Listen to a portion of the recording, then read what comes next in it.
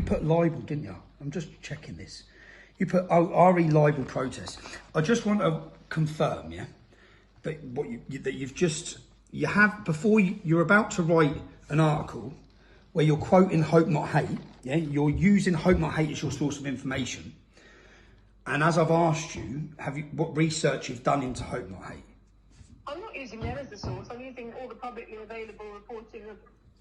You say in your question it's argued by Hope Not Hate.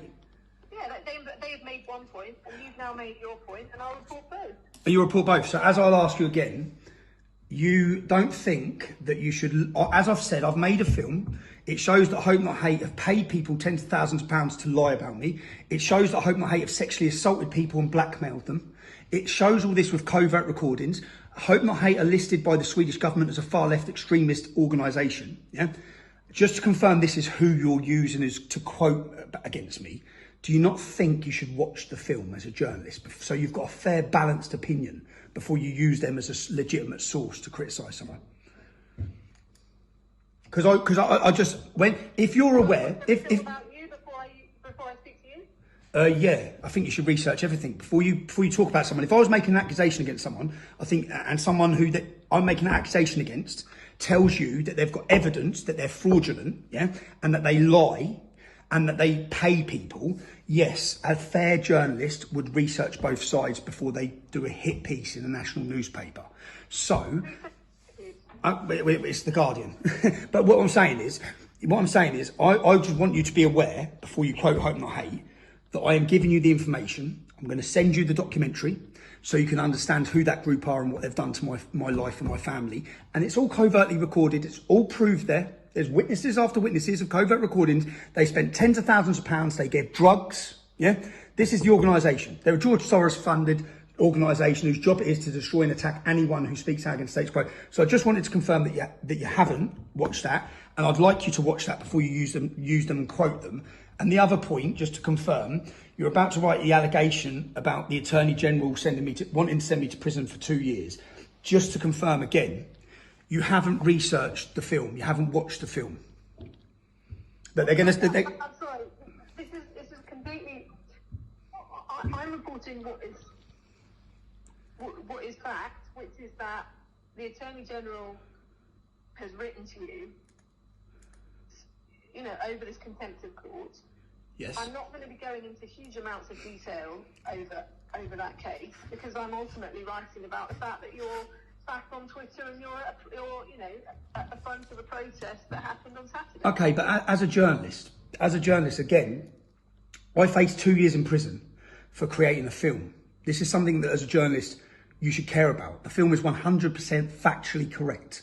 The fact that I can get 2 years in prison without a jury, yeah, from an elected judge, should not even be possible, but it is. So if you are going to report that a journalist is about to be in prison for 2 years, are you going to report it's for making a film?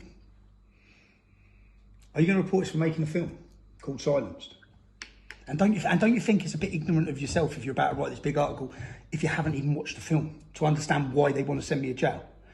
But I'm very happy to look into it further for another piece, but it's a small amount of context in a piece about what happened yesterday. Okay, and just to confirm before you write your article, the other piece of context is you say you're covering my return to Twitter. I led a crowd down Whitehall and into Chinatown and then jumped in a cab before things started to hard with the police, yeah?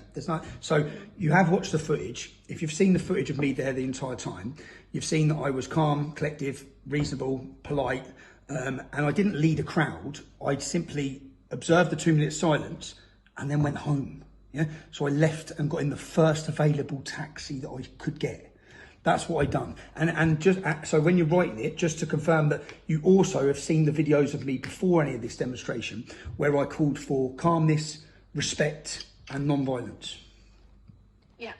So how do you think, because I'm just watched the media, I'm not saying you're going to do this, I'll see when your article comes out, but what do you, the media have continually acted like I stoked up this place and I stoked up all this trouble when I actually done the total opposite. Yeah?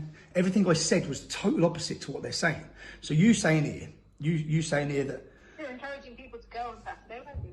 I was encouraging people to go. Yeah, so was Telegraph journalists, so was Douglas Murray, so was loads of people were, many journalists were as well. What they were saying, why they were going. What's the difference? But listen, if I'm going to, I want the chance to go through everything you're saying and make sure it's reflected in the piece. Okay. I don't have much time to write because that's the nature of daily journalism. It is said. Can I read this? It is said that you lit the fuse for clashes with police and wound people up. Who says that? When it says it is said, who says that? Who said that I lit the fuse?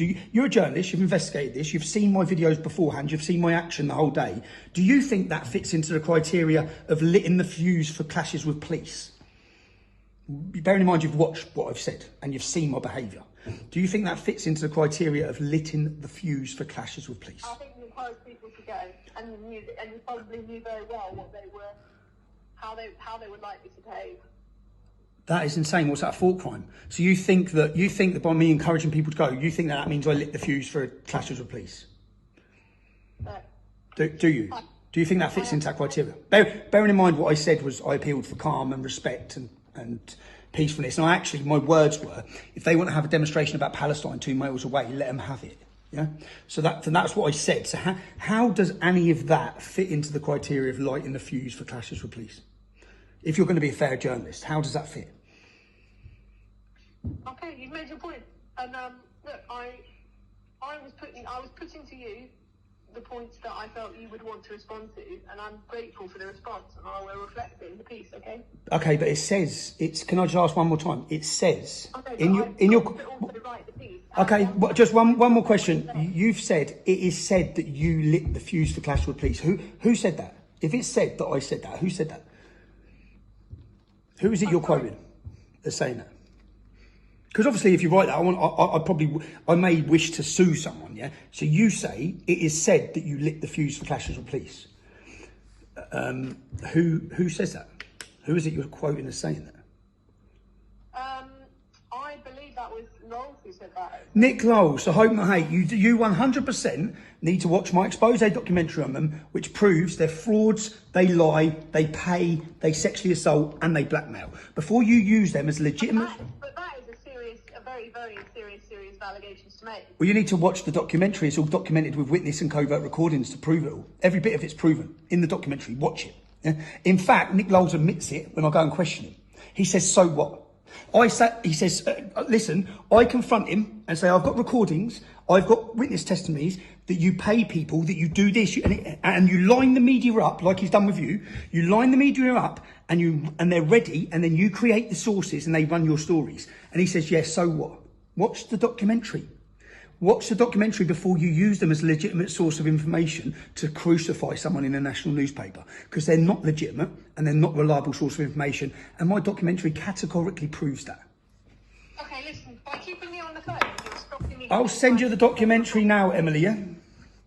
Sure. No problem. When is this in tomorrow's paper, yeah? Should be. Thank you. you. See you later. Bye.